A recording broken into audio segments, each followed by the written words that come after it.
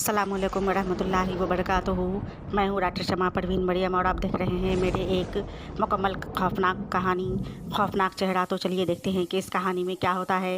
एक छोटे से गांव की आबादी जहां बहुत ही कम थी, वहां के लोग एक अनजान खौफनाक चेहरे की वजह से बहुत ही ज़्यादा परेशान रहा करते थे और उस परेशानी का हल किसी तरह नज़र नहीं आता था, क्योंकि उसके गांव के करीब कुछ दूरी पर घर का ज़रूरी सामान खरीदने के लिए लोग जाते तो रास्ते में एक बेइंतहा खौफनाक चेहरे वाली औरत नजर आती, जिसका खौफ गांव वालों के दिल में बैठ चुका था।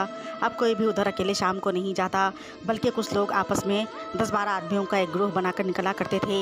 एक शाम वो लोग यूँ ही 10 से 12 आदमी मिलकर एक ग्रुप बनाकर अपना अपना सामान खरीदने के लिए जा रहे थे कि वो खौफनाक चेहरे वाली औरत दूर से उन लोगों को देखकर मुस्कुराई।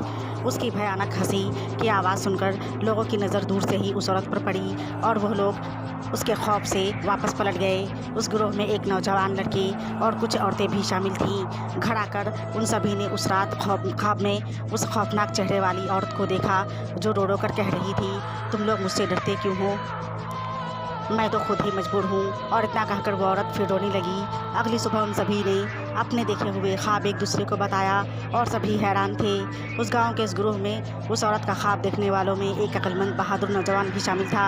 उसने उन बाकी लोगों से कहा, हमें लगता है कि एक बार उस औरत के पास जाकर देखना चाहिए कि वो कौन और कैसी है। हो सकता है कि वाकई में वो औरत कोई चुड़ैल शैतान ना होकर कोई मजबूर इंसान ही हो। उसके बहुत समझाने पर लोगों ने कहा, ठीक है चलो चलकर देखते हैं। वैसे भी वो लोग अकेले तो नहीं थे, अब की बार 15 लोग मिलकर गए थे। उस बहादुर नौजवान का नाम सलीम था। वो उन सबको अपनी निगरानी में लेकर आया था। अभी वो लोग वहाँ पहुंचकर उस औरत पर नज़र पड़ते ही कुछ कदम आगे बढ़ने ही वाले थे कि वो औरत ज़ोर ज़ोर से हंसने लगी। लोगों ने देखा वो हंसते हुए और भी भयानक और खौफनाक लग रही थी। उनमें से एक आदमी ने कहा, ऐ अनजान औरत, कौन हो तुम और क्या चाहती हो। वो उसकी चालाकी समझ चुका था। उस औरत ने हंसते हुए कहा, मैं एक खबीस शैतान औरत हूँ और तुम लोगों की मौत चाहती हूँ। मैंने तुम सबको यहाँ धोखे से बुलाया है। यह सुनकर वो सब लोग खौफ के मारे उस बहादुर नौजवान सलीम को देखने लगे। उसी के ज़बरदस्ती कहने की वजह से वो लोग वहाँ आए थे, मगर उन लोगों को और उस शैतान खबीस औरत को नहीं पता था कि वो नौजवान पूरी तैयारी के साथ आया था। उस नौजवान सलीम ने उन गाँव वालों को कुछ इशारा किया और उस औरत से मुखातिब होकर बोला, ए खबीस शैतान औरत, तू हम लोगों को बेवकूफ़ और कमज़ोर मत समझ। आज तुझे पता चलेगा कि कौन और किसको मौत होने वाली है।